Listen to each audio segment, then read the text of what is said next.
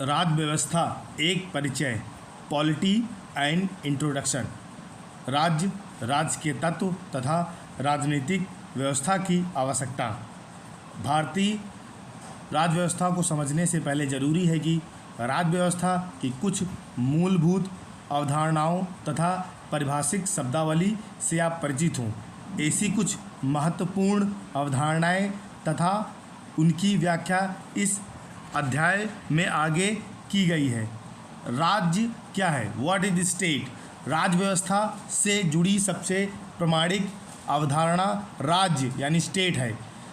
राज्य शब्द का प्रयोग यूं तो विभिन्न प्रांतों प्रोविंसेस जैसे उत्तर प्रदेश, तमिलनाडु आदि को सूचित करने के लिए भी होता है, किंतु इसका वास्तविक अर्थ किसी प्रांत से न होकर किसी समाज की राजनीतिक संरचना यानी पॉलिटिकल स्ट्रक्चर से होता है। वस्तुतः यह एक अमूर्त अवधारणा है, अर्थात इसे बौद्धिक स्तर पर समझा तो जा सकता है किंतु देखा नहीं जा सकता है।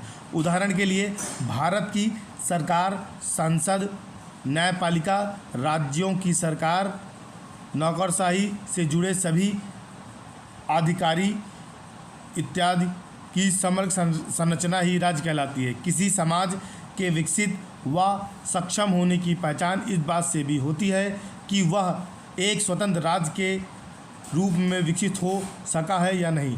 विश्व के अधिकांश विकसित देश में एक स्थिर राजनीतिक प्रणाली का दिखाई देना, जैसे कि संयुक्त राज्य अमेरिका, इंग्लैंड और ऑस्ट्रेलिया में, और स्थिर राजनीतिक प्रणाली से वंचित देशों जैसे कुछ समय पहले के अफगानिस्तान में विकास प्रक्रिया अवरुद्ध हो जाना इस बात का प्रमाण है। राज्य के तत्व एलिमेंट्स ऑफ स्टेट। किसी भी राज्य के होने की शर्त है कि उसमें निम्नलिखित 4 तत्व विद्यमान होने चाहिए। पहला है राज्य के तत्व: भूभाग, जियोग्राफिकल एरिया, जनसंख्या, पॉपुलेशन, सरकार, गवर्नमेंट, संप्रभुता। ठीक है, 4 चीज़ें होनी चाहिए। आगे हम बात करते हैं भूभाग। एक ऐसा निश्चित भौगोलिक प्रदेश होना चाहिए जिस पर उस राज्य की सरकार अपनी राजनीतिक क्रियाएं करती हो। उदाहरण के लिए भारत का संपूर्ण क्षेत्रफल भारत राज्य का भौगोलिक आधार या भूभाग है। जनसंख्या, पॉपुलेशन की बात करते हैं। राज्य की शर्त है कि उसके भूभाग पर निवास करने वाला एक ऐसा जन समुदाय होना चाहिए जो राजनीतिक व्यवस्था के अनुसार संचालित होता हो। यह जनसंख्या ही नहीं होगी तो राज्य का अस्तित्व निरर्थक हो जाएगा। सरकार, गवर्नमेंट। सरकार एक या एक से अधिक व्यक्तियों का वह समूह है जो व्यवहारिक स्तर पर राजनीतिक शक्ति का प्रयोग करता है। राज्य और सरकार में यही अंतर है कि राज्य एक अमूर्त संरचना है जबकि सरकार उसकी मूर्त व व्यवहारिक अभिव्यक्ति है। संप्रभुता या प्रभुसत्ता, यह राज्य का अत्यंत महत्वपूर्ण तत्व है। इसका अर्थ है कि राज्य के पास अर्थात उसकी सरकार के पास अपने भूभाग और जनसंख्या की सीमाओं के भीतर कोई भी निर्णय करने की पूरी शक्ति होनी चाहिए तथा उसे किसी भी बाहरी और भीतरी दबाव में निर्णय करने के लिए बाध्य नहीं होना चाहिए।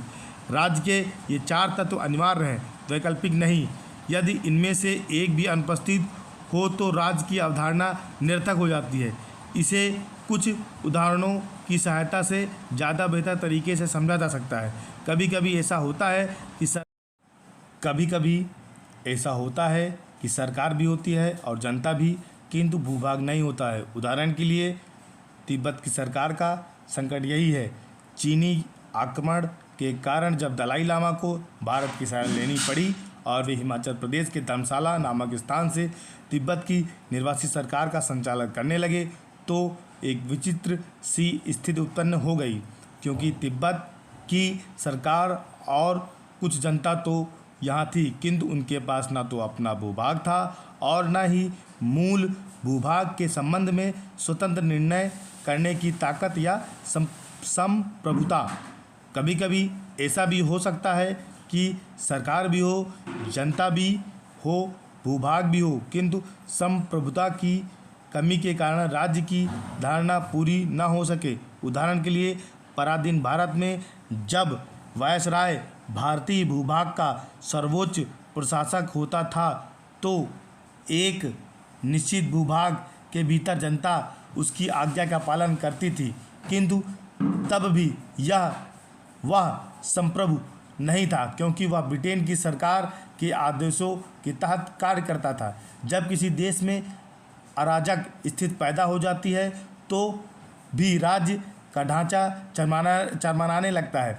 उदाहरण के लिए अफगानिस्तान में लंबे समय तक कई गुटों में झगड़ा चलता रहा और अलग अलग गुट देश के अलग अलग हिस्सों पर कब्जा करने में सफल होते रहे। ऐसी स्थिति में सरकार की शक्तियाँ व्यवहारिक स्तर पर शून्य हो जाती हैं, इसलिए उसकी संप्रभुता पर प्रश्न चिन्ह लग सकता है। राजनीतिक और राजनीति सिद्धांत का अर्थ तथा इसका विकास। राजनीति किसी भी समाज का महत्वपूर्ण और अविभाज्य अंग है, जिसे जनसेवा के रूप में भी संबोधित किया जा सकता है। गांधी जी के अनुसार राजनीति ने हमें सांप की कुंडली की तरह जकड़ रखा है और इससे जूझने के सिवाय कोई अन्य रास्ता नहीं है। उल्लेखनीय है कि राजनीति का जन्म हमारे समाज हेतु क्या उचित है और क्या नहीं, इस तथ्य पर आधारित है।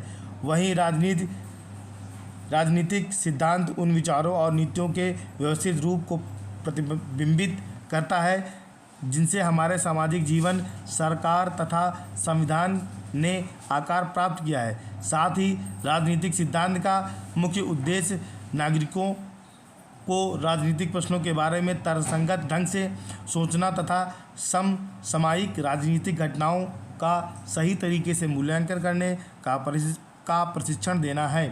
राजनीतिक व्यवस्था की आवश्यकता क्यों? Why is political system required?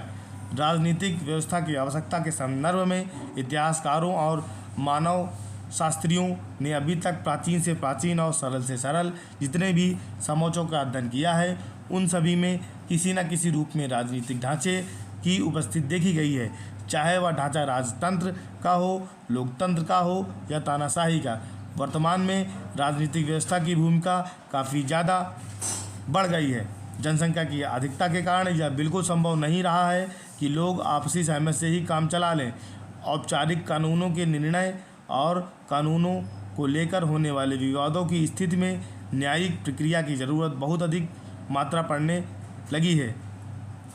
इतना ही नहीं, आज की राजनीतिक व्यवस्था सिर्फ कानून का पालन करवाने तक सीमित नहीं है, अब उनसे लोक कल्याणकारी राज्य, वेलफेयर स्टेट का रूप धारण कर लिया है और समाज के सभी वर्गों को स्वतंत्रता, समानता व न्याय उपलब्ध कराना उसकी जिम्मेदारी हो गई है।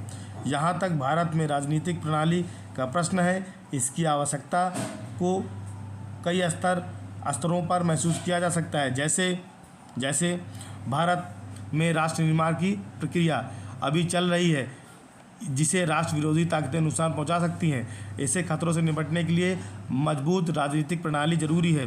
भारत की आंतरिक सुरक्षा, इंटरनल सिक्योरिटी के समक्ष अभी कई चुनौतियां हैं, जैसे आतंकवाद, नक्सलवाद, अलगाववाद इत्यादि। इन चुनौतियों से हम तब तक नहीं निपट सकते जब तक हमारे पास राज्य का एक मजबूत ढांचा ना हो। भारतीय राज्य एक कल्याणकारी राज्य है और यह वंचित वर्गों को समानता की स्थिति में लाने के लिए गंभीर प्रयास करता है। आरक्षण तथा सामाजिक न्याय की अन्य नीतियाँ इसी उद्देश्य से लागू की जाती हैं। चूँकि भारतीय समाज का एक बहुत बड़ा हिस्सा, जैसे स्त्रियाँ, बच्चे, पिछड़ी जातियाँ तथा अल्पसंख्यक समुदाय भिन्न भिन्न दृष्टियों से वंचन का शिकार रहा है और उन्हें समाज की मुख्यधारा में लाने के लिए ज़रूरी है कि सरकार की ओर से उन्हें विशेष सुविधाएं दी जाएं। इसलिए भारत के लिए एक सुगठित राजनीतिक संरचना जरूरी है। भारत में विभिन्न हित समूह रहते हैं जिनके बीच अपने हितों को लेकर टकराव होना स्वाभाविक है। इन हितों में सामंजस्य करते हुए उचित कानूनों के निर्माण के लिए संसद की ज़रूरत होती है, जबकि ऐसे विवादों का न्यायिक समाधान करने के लिए सशक्त और सुलझी हुई न्यायपालिका भी जरूरी है। भारतीय समाज में तीव्र सामाजिक परिवर्तन के दौर से गुजर रहा है, जिसके कारण वंचित वर्ग अपने अधिकार की मांग बुलंद कर रहे हैं। इससे समाज के वे तबके असहज हैं जो पुरानी व्यवस्था के लाभकारी स्थिति में थे। ये परिवर्तन स्वाभाविक तौर पर तनाव को जन्म देता है, जो कभी कभी दलितों और स्त्रियों के विरुद्ध होने वाले अत्याचारों के रूप में दिखाई पड़ता है। सामाजिक परिवर्तन सोशल चेंज तथा आधुनिकीकरण की इस प्रक्रिया को इन दबावों से बचाने तथा उसे सुचारू रूप से चलाने के लिए सशक्त राजनीतिक ढांचे की जरूरत पड़ती है। शासन के अंग ऑर्गन्स ऑफ गवर्नमेंट किसी भी सरकार राज्य व्यवस्था के सामने मूलतः 3 चुनौतियां होती हैं। कानून की चुनौती, कानून के अनुसार शासन कार्य का संचालन करने की चुनौती तथा व्यक्तियों के आपसी विवादों या व्यक्ति और सरकार के विवादों के समाधान के लिए कानून प्रणाली के अनुसार न्याय व्यवस्था संचालित करने की चुनौती। प्रत्येक शासन व्यवस्था में इन 3 मूल चुनौतियों के समाधान के लिए उपाय किए जाते हैं। जिन लोग व्यवस्थाओं के माध्यम से इन चुनौतियों का समाधान किया जाता है उन्हें शासन के अंग कहते हैं। शासन के 3 अंग निम्नलिखित हैं। ऑर्गन्स ऑफ गवर्नमेंट, विधायिका, कार्यपालिका, न्यायपालिका। विधायिका, अब विधायिका क्या है हम जानेंगे। विधायिका का कार्य कानून का निर्माण करना है। राजतंत्रीय प्रणाली में यह कार्य आमतौर पर राजा के हाथों में होता था तथा राजा की इच्छाओं को ही कानून का दर्जा प्राप्त था। धर्मतंत्रीय शासन प्रणाली में धार्मिक ग्रंथों को ही कानून तथा धर्म के सर्वोच्च पदाधिकारियों को कानून का अंतिम व्याख्यान माना जाता था, क्योंकि वे ही बताते थे कि कानून क्या है। यदि यूनान के प्राचीन नगर राज्यों के उदाहरण छोड़ दें तो आधुनिक काल से पूर्व मोटे तौर पर कानूनों का निर्माण इसी रीत से होता था। आधुनिक काल में लोकतंत्र की व्यवस्था के बाद माना गया कि कानूनों का निर्माण जनता की इच्छाओं के अनुसार होना चाहिए। वर्तमान राजनीतिक व्यवस्थाओं में विधायिका आमतौर पर 2 सदनों से मिलकर बनती है, जैसे कि भारत में लोकसभा और राज्यसभा। इनमें से एक सदन जनता द्वारा सीधे चुना जाता है और उसकी कानूनों के निर्माण में प्रमुख भूमिका होती है। भारत में लोकसभा इसी भूमिका में है। संघात्मक ढांचे को सुरक्षित बनाए रखने के लिए इस दूसरे सदन में सभी राज्यों या प्रांतों के कुछ सदस्यों को लिया जाता है। संयुक्त राज्य अमेरिका में सीनेट और भारत में राज्यसभा की यही भूमिका है। चूँकि अधिकांश कानूनों के निर्माण के लिए इस सदन की भी सहमति आवश्यक होती है, इसलिए इस सदन की उपस्थिति से यह सुनिश्चित होता है कि केंद्र सरकार राज्यों और शक्तियों को न छीन ले। ध्यातव्य है कि ब्रिटेन की राजनीतिक व्यवस्था इस एक महत्वपूर्ण अपवाद है। वहाँ की राजनीतिक प्रणाली एकात्मक है, इसलिए वस्तुतः वहाँ पूरे सदन की ज़रूरत नहीं है, किंतु तब भी वहाँ लॉर्ड्स सभा के रूप में दूसरा सदन रखा गया है। हालांकि उसका मूल कार्य अपनी परंपराओं को सुनिश्चित रखना तथा कुछ अति विशिष्ट गणमान्य लोगों को संसद में शामिल होने का मौका देना है, न कि प्रांतों या स्थानीय इकाइयों के अधिकारों की रक्षा करना। जहाँ तक भारतीय विधायिका का प्रश्न है, यह संघात्मक ढांचे पर आधारित है। केंद्र और विभिन्न राज्यों की विधायिकाएँ विभिन्न संविधान में निर्दिष्ट अपने अपने क्षेत्रों के लिए विधान बनाती हैं। केंद्रीय विधायिका या संसद द्विसदनीय है। प्रचलित भाषाओं में इसके 2 सदन में से लोकसभा को निचला सदन तथा राज्यसभा को उच्च सदन कहते हैं। हालांकि संविधान में इस शब्दावली का प्रयोग नहीं किया गया है। राज्यसभा का गठन कुछ हद तक अमेरिकी सीनेट की तरह राज्यों को प्रतिनिधित्व देने के लिए है और कुछ हद तक ब्रिटेन में हाउस ऑफ लॉर्ड्स की तरह गणराज्य नागरिकों को विधायिका का हिस्सा बनने के लिए। राज्यों या प्रांतों की विधायिकाएँ आमतौर पर एक सदनीय है। इस सदन को विधानसभा कहते हैं। विधानसभा में व्यवस्था है कि यदि किसी राज्य विशेष में ज़रूरत महसूस की जाए तो दूसरे सदन के तौर पर विधान परिषद की व्यवस्था की जा सकती है। विधायिका में के एक अंग के रूप में भारतीय राष्ट्रपति संसद के दोनों सदनों द्वारा पारित विधेयकों पर अपनी सहमति प्रदान करता है। कार्यपालिका शासन के दूसरे अंगों को कार्यपालिका कहते हैं। इसका आशय उस व्यक्ति या व्यक्तियों या समूह से है जो विधायिका द्वारा निर्मित कानूनों के अनुसार शासन चलाता है, अर्थात कानूनों को लागू करता है। वर्तमान समय में न्यायपालिका के कई रूप दिखाई पड़ते हैं और नीचे बने चित्र को देखकर समझ सकते हैं। कार्यपालिका ये दो पार्ट हैं, राजनीतिक कार्यपालिका, स्थायी कार्यपालिका।